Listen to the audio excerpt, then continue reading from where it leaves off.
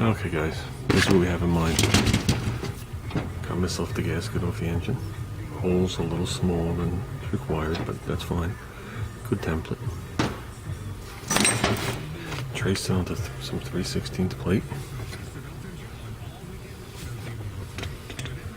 Perfect. Now I gotta bore this hole big enough to fit this housing. Okay, that's flange number 1. As you could see, I won't be using these bolts. I'll be using Allen headed bolts. But as you can see, the ports are the same size. So the tube is actually going to be a hair bit smaller, but the tube is much bigger on the inside diameter. Not much bigger. The tube is bigger on the inside diameter than the throttle plate, and especially the all throttle plate. So you don't want to go too massive on the tube, because then the air stagnates. You don't want the tube go too thin, because then you don't get full throttle from the carburetor. So this should land just right. So I want a size bigger on these holes, so I have a little movement and adjustment. But that should be fine. So we'll line them up when we put them on.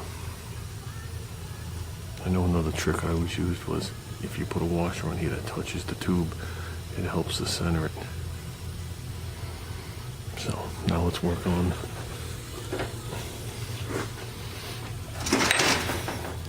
shortening this thing down, whoops, right into the bend area, and slipping it in there, welded on the backside, so it goes up and over the other engine, but obviously much closer in and then much shorter here. So start with that. Can always make more of these flanges, guys. This is what I'm looking for right here. Just a hair. I made it more flush with the front of the table. Clamped it on. Clamped it on. The engine's almost in line. The table's a little bent. But I'm gonna go with it like this. I'm gonna mark this. And see what we got. Oh, we still got some welds to clean up. But that's what we're looking at. Right here. And that's what the carburetor is going to sit.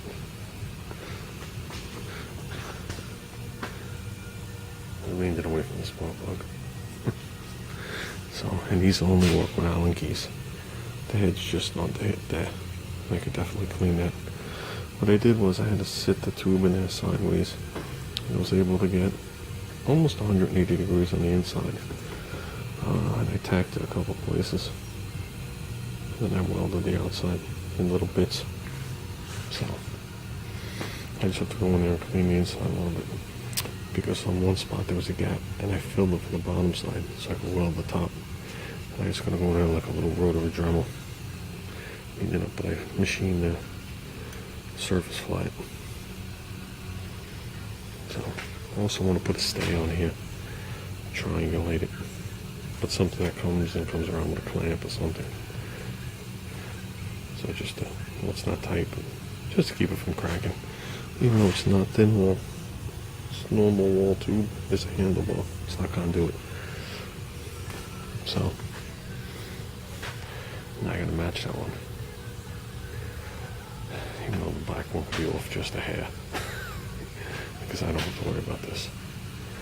So, and this is as close as I think I'm ever going to have the engines. And I got a gap, so it's about a 1/4 inch gap. That should be good.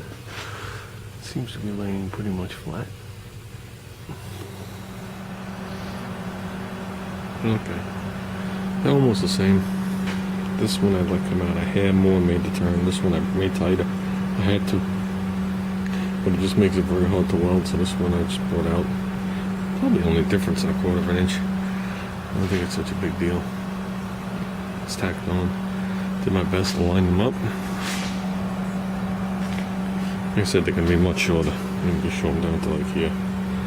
Show them down to here. So, it should be good. We pop it off and weld it up. Yeah, this one came out a little nicer. And that's hard welding to get down in there. That's really for a TIG. So I just got to go in there and clean up the edge. The other one, like I said, I have a 180 in there, and I got to go in there and clean it and stuff. But let's put it on, see how it looks. This one I'll spend more time cleaning up the welds. Close enough for me for this application.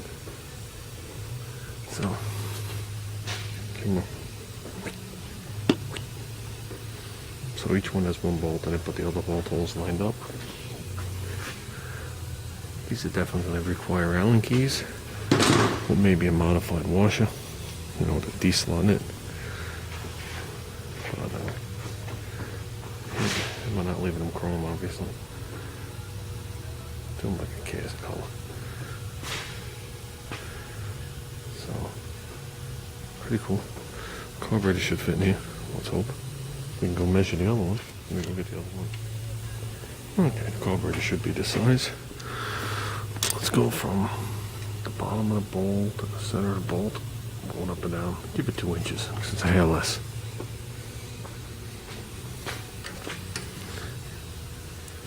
We got 2 1/4. Should be fine. We should be fine.